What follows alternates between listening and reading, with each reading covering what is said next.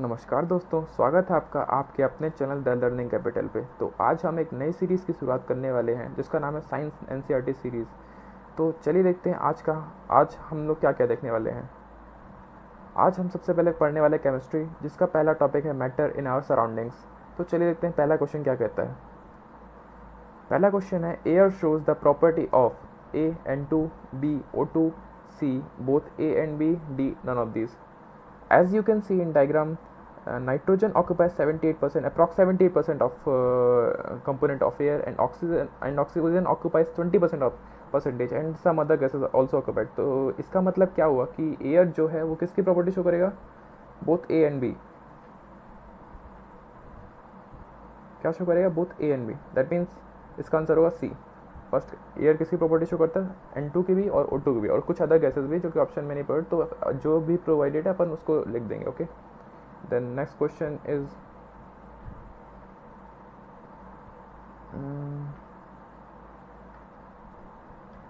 our next question is, the components of water can be separated by A is physical methods, B chemical methods, C both, and D they can't be separated.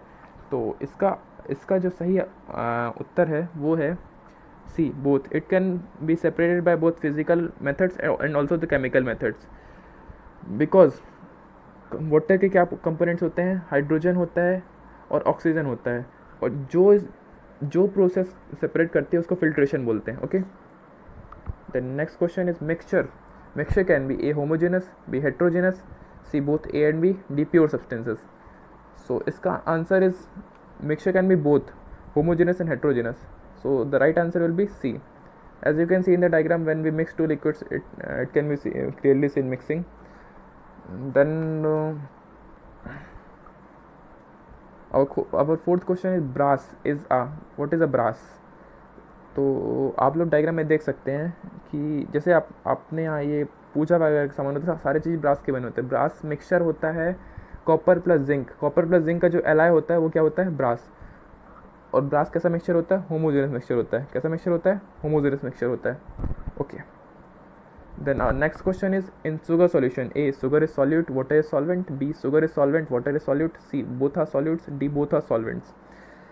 तो हमको पता है कि जो ज़्यादा quantity में होता है वो होता है सॉल्वेंट, और जो कम क्वांटिटी में होता है वो सॉल्यूट, और जो अगर दोनों कंबाइन कर देंगे वो क्या होता है? सॉल्यूशन। दैट मीन्स कि अपना जो शुगर है वो कम क्वांटिटी में, तो दैट मीन्स वो क्या होगा? सॉल्यूट होगा, और जो वाटर है वो ज़्यादा क्वांटिटी में, तो वो क्या होगा? सॉल्वेंट होगा। तो इसका सही आंसर क्या होगा? A. Okay, as you can see in the diagram. Okay, next question is, brass is a solution of molten copper in. Brass किसका, आपको मैंने बताया था ब्रास क्या होता है। Brass is a alloy of copper and zinc in the previous question. Okay, तो as you can see in the diagram, this is a molten state of actually this is a molten state of molten zinc which is mixed with molten copper. It will form what? Brass, because brass is an alloy of copper plus zinc and both are in molten state. Okay, then our next question is, nanometer is an A instrument used for measuring micro distance, B instrument used for measuring macro distance, C unit for measuring micro distance, D unit for measuring macro distance. As you can see in the diagram, everything is mentioned, like if you have to if you have to measure the quantity of water, like not that too much quantity of water, like small quantity of water, anything you want to measure like virus, antibody, bacteria, then what you use nanometer. Okay, so its right answer will be C, unit for measuring micro distance. It is used for measuring micro distance. Okay, next question is barometer. What does barometer measures? A pressure, B atmospheric pressure, C wind velocity, D gaseous pressure. It looks like this, you can see in the diagram. A barometer actually measures atmospheric pressure. Okay, it measures what? Atmospheric pressure. ये क्या मापता है? atmospheric pressure मापता है। इसका आप diagram देख सकते हैं बगल में, इसका जैसा असलियत में दिखता है। और ये किस लिए? एटमॉस्फेरिक प्रेशर के लिए यूज़ होता है। ठीक है, और इसमें क्या क्या यूज़ होता है? मरकरी यूज़ होता है, वाटर और एयर बैरोमीटर के अंदर। Okay, then our next question is, diamond is lustrous because. Diamond चमकीला क्यों होता है? लस्टर मीन्स चमकीला। ओके, चमकीला क्यों होता है? A it is colourless, B it is hard, C it is pure, D it is refractive index, its refractive index is high. As you can see in the diagram, it is a diamond. Okay, तो then क्या होता है diamond में, diamond चमकीला क्यों होता है? Diamond चमकीला इसलिए होता है क्योंकि उसका रिफ्रैक्टिव इंडेक्स हाई होता है, इसका रिफ्रैक्टिव इंडेक्स हाई होता है। ओके, ये क्या होता है, डायमंड क्या होता है, एक फॉर्म का कोल होता है, कोयला का फॉर्म होता है, जिसको अगर बहुत हाई टेम्परेचर पे बरी कर दिया जाए तो किस कौन सा फॉर्म ले लेता है, डायमंड का फॉर्म लेता है, but it is a form of coal. Okay, now next question, if we burn graphite, and the last question of this chemistry series, if we burn graphite, a residue will left, second b no residue will left, c it will not burn, d it will change into diamond। Okay, तो residue क्या होता है, राख type की होती है। Okay, तो अगर अपन ग्रेफाइट को जलाते हैं तो क्या होता है, तो एक्चुअल में ग्रेफाइट जल्दी जलता नहीं है, इसको कम से कम टेम्परेचर से 400 degree Celsius, 400 degree Celsius, it is actually non flammable but can be burned in high temperature. Okay, so इसका जो आंसर होगा वो होगा A, residue will be left. अगर इसको हाई टेम्परेचर पर अपन बर्न करेंगे तो क्या होगा, थोड़ा सा रेसिड्यू बच जाएगा, थोड़ा सा लेफ्ट ओवर बच जाएगा। Okay, then our next section is biology. Biology का टॉपिक जो है वो the fundamental units of life. Okay, तो अपन देखते हैं बायोलॉजी का पहला क्वेश्चन। बायोलॉजी का जो पहला क्वेश्चन है वो क्या कहता है, colourless plastids are known as, colourless plastids और क्या कह सकते हैं अपन, chromoplast, A chromoplast, B chloroplast, C leucoplast, D protoplast. तो जो कलरलेस प्लास्टिड्स है उसको अपन बोलते हैं ल्यूकोप्लास्ट। ओके, उसको बोलते हैं अपन ल्यूकोप्लास्ट। ल्यूकोप्लास्ट क्या होता है, ये होता है स्टोरेज ऑर्गन। आप डायग्राम में देखिए, स्टोरेज ऑर्गन कहीं पे होगा, स्टोरेज ऑर्गन, ये पूरे डायग्राम में कहीं पे स्टोरेज मार्क तो नहीं किया हो, पर यहाँ पे कहीं पे होता है स्टोरेज ऑर्गन, यहाँ पे कहीं पे होता है स्टोरेज ऑर्गन। तो उसके जो अंदर होता है वो क्या होता है, ल्यूकोप्लास्ट, और वो होता है क्या, कलरलेस, उस पर कोई कलर नहीं होता, तो वो रहता है कलरलेस प्लास्टिड। ओके, और ये okay, next question, animal cell lacking nuclei would also lack in, animal cell जिसमें न्यूक्लियाई नहीं है उसमें और क्या नहीं हो सकता, तो पहला ऑप्शन है राइबोसोम, सेकंड ऑप्शन है लाइजोसोम, थर्ड ऑप्शन है एंडोप्लाज्मिक रेटिकुलम, फोर्थ ऑप्शन है क्रोमोसोम। तो आप देख सकते हैं साइड में एनिमल सेल का डायग्राम बना हुआ पूरा डिटेल्ड, आप पॉज करके देख सकते हैं, डायग्राम पूरा देख सकते हैं। ओके, तो इसमें होगा एनिमल सेल जिसमें न्यूक्लियाई नहीं होता, उसमें क्रोमोसोम भी नहीं होता। ओके, तो इसका राइट आंसर होगा व्हाट, डी। ये किस में होता है, मतलब ऐसे एनिमल सेल कौन कौन से जिसमें न्यूक्लियाई नहीं होता और उसका मतलब फिर क्रोमोसोम भी नहीं होता, ऐसे से होते हैं आरबीसी होते हैं, प्लेटेलेट्स होते हैं, दैट मीन्स आरबीसी में न्यूक्लियाई भी नहीं होती और फिर क्रोमोसोम भी नहीं होते। Okay, then next question is the phenomenon by which protoplast of a cell shrinks from the wall is A osmosis, B plasmolysis, C diffusion, D glycolysis। As you can see in the diagram, there are two sections provided, left में isotonic solution है, right में hypotonic solution है, और जो ये दोनों phenomenon दिखा रहे हैं इसमें से जो दाएं हाथ वाला दाएं हाथ वाला राइट हैंड, वो क्या दिखा रहा है, प्लाज्मोलिसिस दिखा रहा है। तो जो फेनोमेनन जिससे प्रोटोप्लास्ट ऑफ मतलब जिससे प्रोटोप्लास्ट जो सेल वॉल श्रिंक होती है उसको क्या कहते हैं अपन, प्लाज्मोलिसिस। क्या कहते हैं, प्लाज्मोलिसिस। तो आपको मैं एक मेन डिफरेंस बताना चाहूँगा आइसोटोनिक सॉल्यूशन और हाइपरटोनिक सॉल्यूशन में। हाइपरटोनिक सॉल्यूशन में क्या होता है, higher concentration of solute outside the cell as compare to inside. जो कंसंट्रेशन होता है बाहर तरफ ज़्यादा होता है, अंदर तरफ कम होता है, जबकि आइसोटोनिक में क्या होता है, दोनों तरफ सेम होता है, अंदर भी कंसंट्रेशन सेम होगा, बाहर भी कंसंट्रेशन सेम होगा। और हाइपरटोनिक में क्या होगा, अंदर क्या होगा, ज़्यादा कंसंट्रेशन होगा और बाहर क्या होगा, कम कंसंट्रेशन होगा, जबकि आइसोटोनिक में क्या होगा, दोनों तरफ सेम होगा। तो दैट मीन्स थर्ड का जो आंसर है वो क्या है, plasmolysis. Right answer is B. Okay, next question, which of the following are examples of prokaryotes, A algae, B fungi, C bacteria, D protozoa. अब आप देख सकते हैं बगल में प्रोकार्योट का डायग्राम बना हुआ है। आप एक चीज़ नोटिस करिए, जो एल्गाई, फंजाई और प्रोटोजोआ, ये तीनों किससे रिलेटेड है, वाटर से, बट बैक्टीरिया किससे, ये भी एक ट्रिक है थोड़ा एक आंसर को, एक पर्टिकुलर आंसर को एलिमिनेशन तरीके से करने की, पर लॉजिकली जो सही आंसर है वो क्या है, bacteria. It is a type of prokaryote and others are type of eukaryotes. Okay, तो right answer will be bacteria. Okay, then next question, the barrier between the protoplasm and the outer environment in an animal cell is A cell wall, B plasma membrane, C nuclear membrane, D cytoplast। you can see the diagram। तो जो barrier होता है उसको अपन क्या बोलते हैं, cell wall actual में जो बैरियर होता है ना वो दो चीज़ों से सेपरेट करता है, सेल वॉल भी करती है और प्लाज्मा मेम्ब्रेन भी करता है। तो अपन दोनों में से कोई चीज़ एलिमिनेट नहीं करते, तो इसका आंसर दोनों राइट होंगे, A and B both are right. Okay, so next question 6th, ribosomes are the site of A photosynthesis, B respiration, C protein synthesis, D absorption. आप डायग्राम देख रहे हैं, एक्चुअल में जो ये छोटे छोटे डॉट्स बने ना वो क्या है, राइबोसोम्स। ये छोटे डॉट बने, ये डॉट ये सारे राइबोसोम्स है। राइबोसोम्स का काम क्या होता है actually, ribosomes actually transfer protein. Okay, ribosome transfer protein. तो जब ये ट्रांसफर प्रोटीन करेगा तो और क्या कर सकता है, आप थोड़ा गेस कीजिए। इसका सही answer protein synthesis, not photosynthesis. एक दोनों में बहुत डिफरेंस है, फोटोसिंथेसिस में डिफरेंस है, प्रोटीन सिंथेसिस में डिफरेंस है। फोटोसिंथेसिस होती है प्लांट्स में, और जो प्रोटीन सिंथेसिस होती है वो है एक सेल में होती है, cell in the animal cell में होती है। ओके, तो इसका सही आंसर क्या होगा, protein synthesis. 7th, which is the largest cell organelle present in plant cell? A nucleus, B chloroplast, D endoplasmic reticulum, C endoplasmic reticulum, D mitochondria. As you can see in the right, a diagram is shown.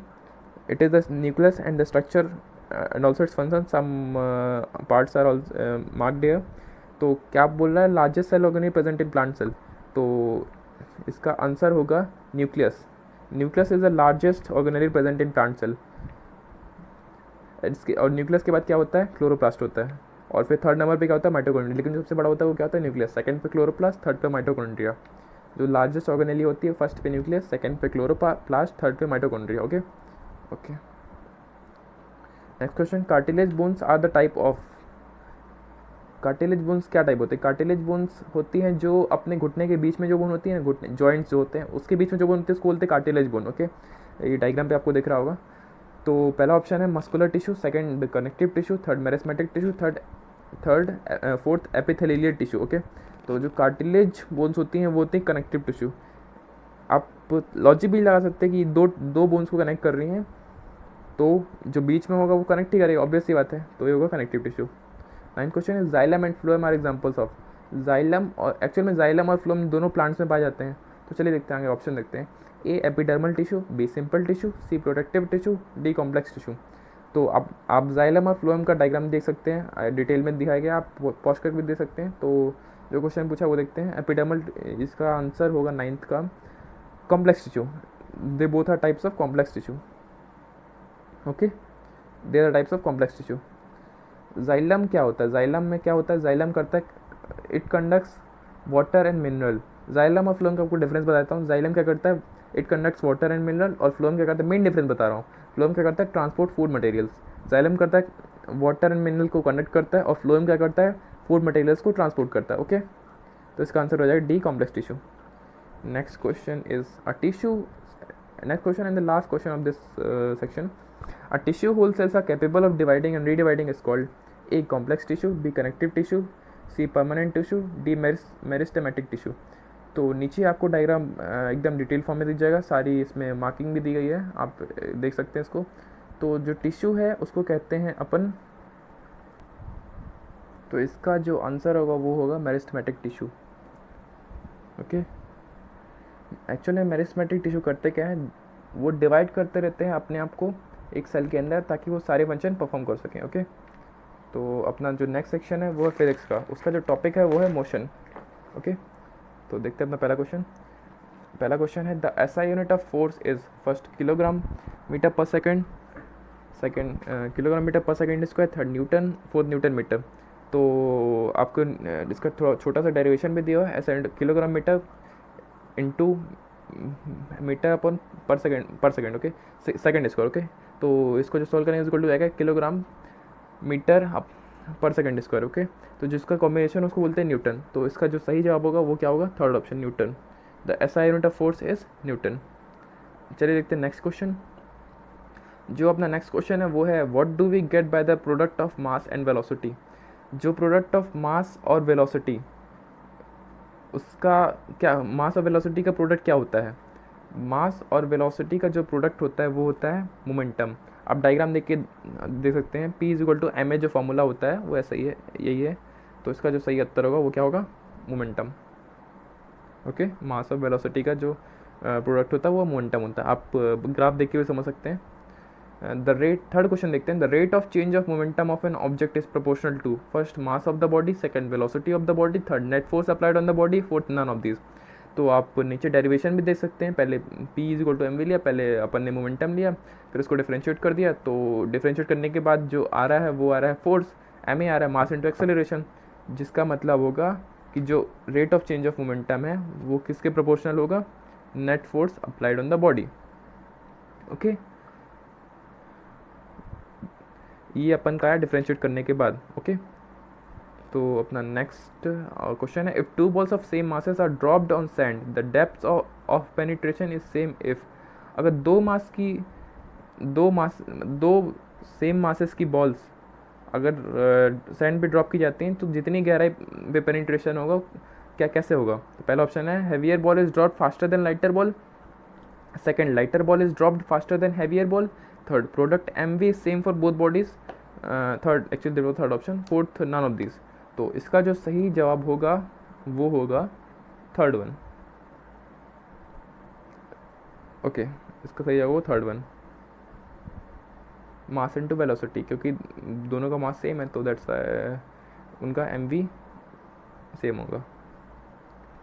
Fifth, a coin placed on a card rested at the edges of the glass remains at rest because of first inertia of rest, second two forces act on the coin which balance each other, third no unbalanced force acts on it, and fourth option is all of these। तो जो एक coin card पे रखा हो एकदम से उसको ले लेंगे, एकदम से उसको खींच लेंगे, एक ग्लास के ऊपर एक कार्डबोर्ड रखा हो उसके ऊपर कॉइन रखा हो, अगर कार्ड को एकदम से खींच लेंगे तो क्या कॉइन गिरेगा कि नहीं गिरेगा, क्यों गिरेगा। तो इसका जो सही जवाब होगा वो होगा इनर्शिया ऑफ रेस्ट। कॉइन क्या होगा, मूव नहीं करेगा, कॉइन मूव एकदम, क्योंकि इनर्शिया, क्योंकि वो अपनी रेस्ट की इनर्शिया पे है, तो जैसे अपन कार्ड हटाएंगे तो वो नहीं गिरना चाहेगा, पर क्योंकि वहाँ पे ग्रेविटी है तो ग्रेविटी के कारण गिर जाएगा, दैट्स वाई इसका आंसर क्या होगा, inertia of rest. Okay, sixth question देखते हैं, a force of 50 Newton moves a body, तो इसका फर्स्ट ऑप्शन है friction force exerted on the body is less than 50 newton, second friction force exerted on the body is more than 50 newton, third none of these, fourth is both first and second। तो इसका जो सही जवाब होगा first answer will B right. तो मैं बताता हूँ, आप ग्राफ देख के भी थोड़ा, आप ये ग्राफ देख के थोड़ा समझ सकते हैं, तो मैं बताता हूँ और क्यों। क्योंकि जो 50 न्यूटन का अपन जो फोर्स अप्लाई करेंगे वो तो लगेगा, क्योंकि जो रोलिंग फ्रिक्शन आएगा बॉडी पे उसको रेजिस्ट करने के 50 न्यूटन का फोर्स एटलीस्ट लगेगा। ओके, तो सही, इसका सही जवाब क्या होगा, फर्स्ट वन। बाकी आप चार्ट देख के समझ सकते हैं। सेवन्थ वन, ये बहुत रिलेटेबल क्वेश्चन है, a fielder giving a swing while catching a ball is an example of first inertia, second momentum, third Newton second law of motion, fourth Newton first law of motion. आपने आमतौर पे देखा होगा जो cricket के खिलाड़ी रहते हैं वो कैच लेते टाइम हाथ को फोर्स को एक्सर्ट करते हैं, दैट मीन्स ये जो हाथ नीचे कर रहा है वो फोर्स को एक्सर्ट कर रहा है, बॉल का जो फोर्स है अपने हैंड पे धीरे धीरे मूवमेंट ला के फोर्स को एक्सर्ट कर रहा है, तो ये किस कारण से होगा, इनर्शिया के कारण होगा, ये होगा इनर्शिया के कारण। तो इसका जो सही आंसर होगा इनर्शिया होगा। जब आप स्विंग अपना हाथ स्विंग करते हो तो इससे क्या होगा, ज़्यादा टाइम लगेगा बॉल को स्टॉप होने में, तो जो rate of change of momentum है वो क्या होगा, वो डिक्रीज़ होगा, सो जो फोर्स होगा हाथ पे वो कम लगे। ओके, तो इसका आंसर क्या होगा, इनर्शिया होगा। तो चलिए दोस्तों, अपन बढ़ते हैं अपने नेक्स्ट प्रश्न की तरफ, जो कि 8वां प्रश्न है। क्या कहता है, action and reaction forces, first option act on the same body, second option act on different bodies, third act in same direction, fourth both first and second.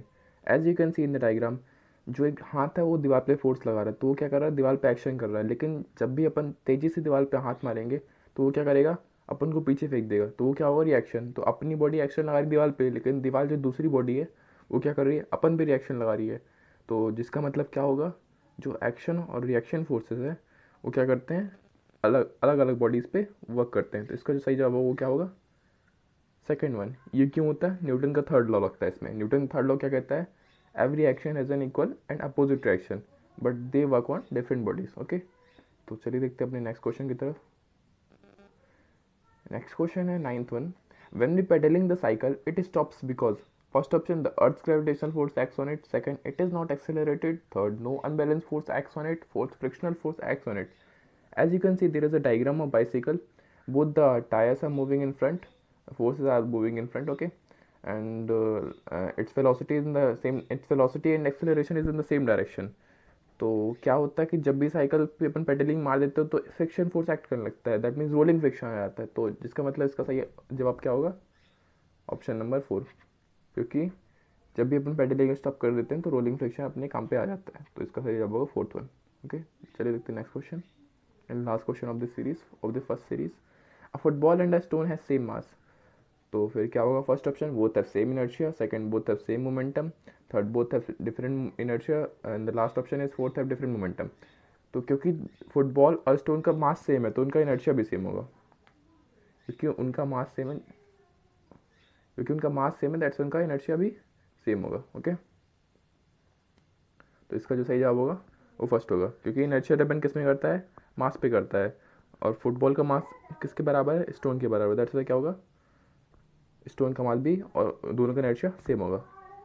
तो ये था हमारा आज का आखिरी आज की सीरीज़ का आखिरी क्वेश्चन। ऐसे ही मोर वीडियोस के लिए हमारे चैनल को सब्सक्राइब कीजिए, इसे मैक्सिमम से मैक्सिमम लोगों तक शेयर करिए और कमेंट करके बताइए कैसा था वीडियो। धन्यवाद।